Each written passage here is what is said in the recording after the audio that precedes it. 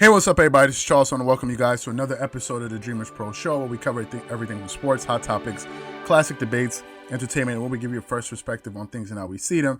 And in today's episode, the topic is why the Clippers need to trade Lou Williams as soon as possible. So that's the topic I want to get into in today's video. But before we get into that, I want you guys to please make sure you go ahead and hit the like button, hit the subscribe button, hit the notification bell to be notified whenever we drop our content. Also, be sure to check out our Dreamerspro Short Clips channel, our Dreamerspro Podcast, which we have linked in the description below. So, let me just get into this topic here, okay? This may throw some people off, but it's actually something I've been thinking about for quite some time. All right, I've had some thoughts about Lou Williams. So first of all, let's just talk about Lou Williams and the player he is. We all know that he's probably the most successful bench player in the history of the NBA. He's won the NBA Sixth Man of the Year award 3 times. Think about that, 3 times.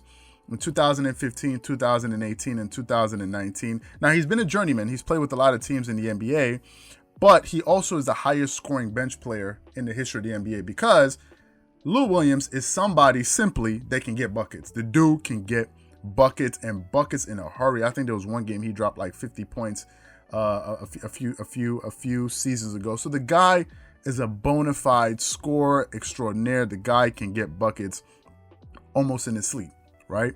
Now, let me talk about some of the issues I've had with Lou Williams all throughout the season with the Clippers and obviously going into the playoffs. So first things first, although Lou Williams is a great scoring point guard, my first issue with Lou Williams is the fact that so many times late in games, Lou Williams has these mental errors where he seems to turn over the ball. He has a lot of ill-advised passes and turnovers in crucial moments of the game. And it always surprises me when some people say that he's a great closer, because if you're a great closer, you can't be known as a great closer and somebody that turns over the ball a lot late in games. That's why those two things can't be, synonymous with you. For example, if you think of Kobe as being a closer, no one also thinks as Kobe is a turnover machine late in games, right? Kobe is known as a closer. Jordan was known as a closer. LeBron, to some extent, is known as a closer because he's improved over the years. So. But Lou Williams, on the other hand, I never quite understood why people gave him that moniker. I don't know why. But many times in the season, watching some Clippers games, this guy has blown some leads for some games for them. The other thing is the fact that Lou Williams, late in games, because in this case it was Doc Rivers would have him in the game late in games, I think he felt like he had a license to shoot as much as the stars, as much as Kawhi Leonard, as much as Paul George. And to me, if I was coaching a team, I want my offense to go through the best player on my team. Period. End of story. Now, there's been some things that Skip Bayless has said, oh, Kawhi Leonard is not a closer. I think it's complete, utter nonsense that he says that. Go look at the guy's history, man. We talking about he's not a closer. The guy led closed out series. Go watch the tape. So I don't subscribe to that to that medication. So many NBA players know Kawhi Leonard is a closer, so I don't know where they got that from. Just Skip Bayless probably in his emotions and probably stayed in his emotions when he says that. Secondly is his lack of defense. Lou Williams doesn't play defense. Some people can say it's because of his slender build, probably because he seems like a very slim dude. But Lou Williams does not play defense at all, pretty much, right? He can get you a steal here and there, but he's not a defensive stalwart. And that's another issue that the Clippers kind of have, which is you have a great starting point guard in Pat Beverly that can play great defense. He's a two-way player, can get you buckets, hit open threes. He's not the scorer that Lou Williams is, but once you bring in Lou Williams into the game, defense goes out the window, and now you have to start hiding him. And you saw other teams pick and roll him to death. That's what happened even in the Dallas Mavericks series. Just put him in a pick and roll, get the matchup that you want, and just take advantage of him. So that's another issue that I think the Clippers had. I don't think scoring was the issue of the Clippers. Now, some people may say, hey, listen, if you want to get rid of Lou Williams, you're possibly taking away 20 points off your bench. I understand that. However, where were those 20 points when you needed them in the playoffs this season anyway? I didn't see them anyway. So that argument could be made as well. Now, let's talk about the NBA bubble issues. Going into the NBA bubble, we all know that the Clippers, some of them were acting like prima donnas. Some of them didn't even want to be there. We knew that was kind of floating around. But there was a story that came out. Y'all remember the story when he went to, I think it was Atlanta, to attend a burial, a friend's grandfather's burial or something like that. And the next thing you know, he was being spotted, and I think was it Magic City, one of these. I've never been to Atlanta, so I don't know. Being spotted in, I think it was a strip club or something like that. And Shannon Sharpe gave him the name Sweet Lemon Pepper Lou, right? If you're known in the NBA as Sweet Lemon Pepper Lou, that is not a compliment. That is not a compliment. He said he went out to go get chicken wings or some crazy thing like that. Once I heard that, I was like, you see, these are the type of players you cannot have. Y'all saw the Last Dance documentary with Michael Jordan and these guys with Dennis Rodman. The only difference is, although Dennis Rodman was a party boy, he partied hard, whenever he would step on the court, even after a crazy night of not even sleeping, he would step on the court and get you 20-plus rebounds and play great defense. We were not seeing that from Lou Williams, so we can't even put them in the same category. He wasn't even performing, and to me, somebody at that level, you're in the playoffs, you're in a unique situation where you're trying to win a championship under unique circumstances. You can't have that. That story cannot be you. It just cannot be you.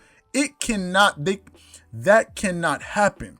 And it speaks to the level of seriousness that these guys had. Where's your mind at, right? Lakers and these guys, they were in their focus, and you're out here trying to go to the. So to me, that was one of the times when I said, listen, man, I'm not sure if this guy is such a great fit. Now, some stories have come out saying that, listen, Montrezl Harrell was not a great fit because he didn't mesh well with the players.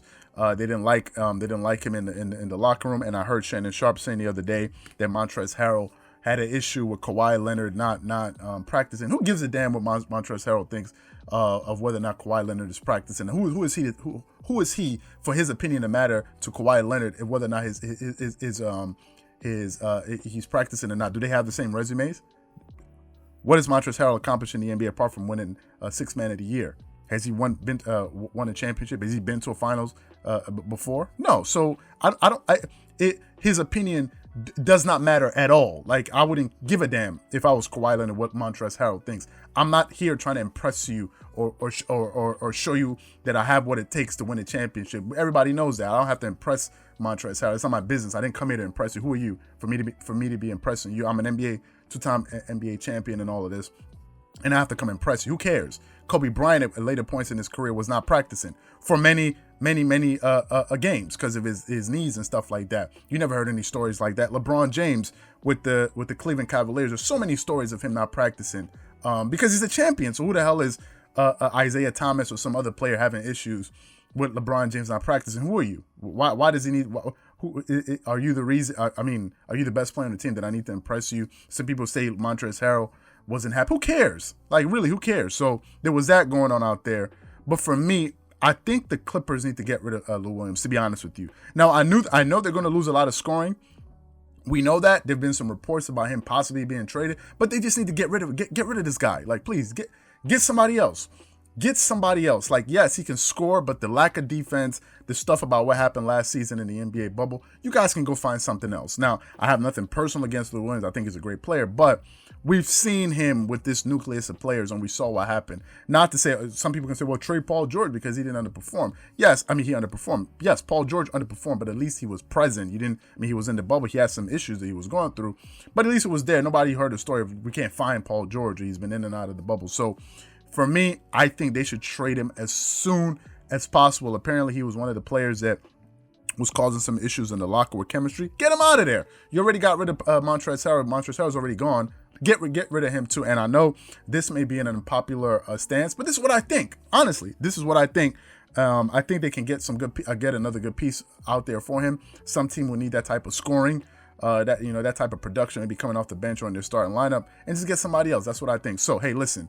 What I want to know from you guys is, do you think the Clippers should trade Lou Williams and move off of him, or do you think they should keep him?